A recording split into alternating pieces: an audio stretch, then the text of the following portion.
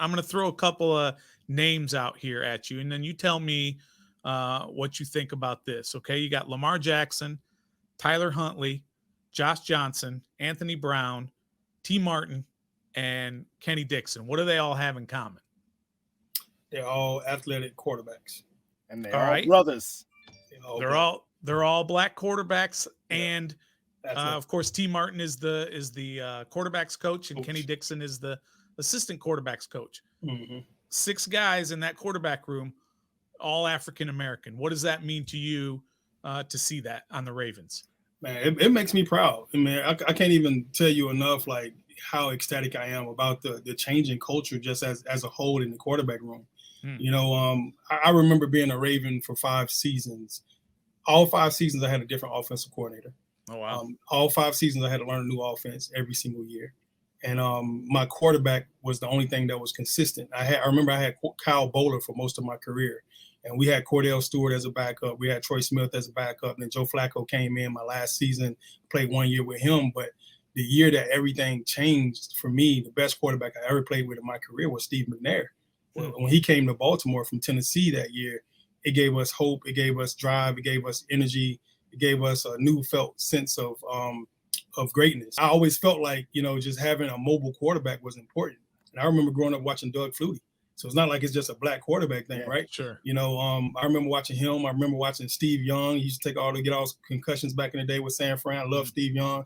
And I was really proud to have Steve McNair come into the room and give us that uplift. I think that year we won, you know, the year before, I think we was maybe 4-12 or something. It was something dumb and stupid with the best team on paper that you ever seen. Deion Sanders, the whole crew, we was loaded with people. And then Steve McNair comes in the next year and it flips like from 4-12 to 12-4.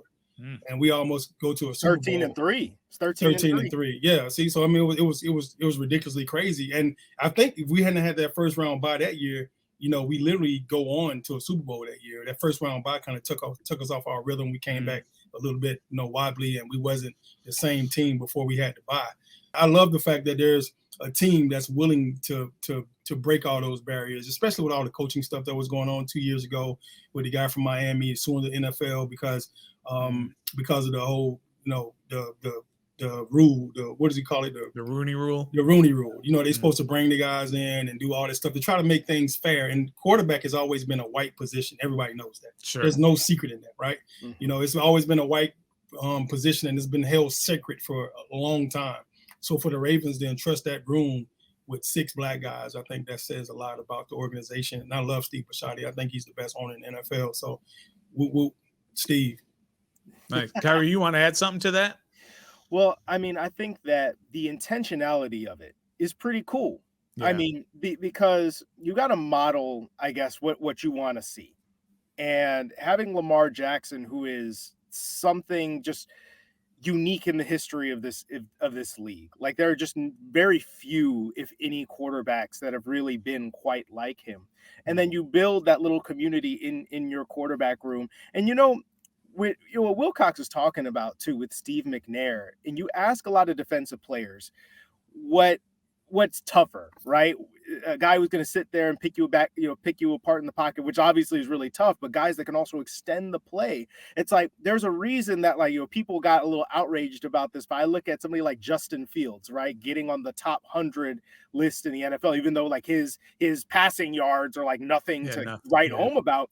But what does he do? He terrifies people with his legs, just absolutely puts the fear of God in you playing quarterback that way. And that's a style of play that has simply not been accepted thoroughly and still isn't fully accepted now in the league, especially when it's done by black quarterbacks, because there's the stigma about, you know, can he throw the ball? Like, can you come from behind and win with him? And it's funny because you hear that stuff about Lamar, and it's like, have you seen what this dude looks like when they're behind at the end of games? You seen the mode that he gets into? He's insane. He's a cheat code.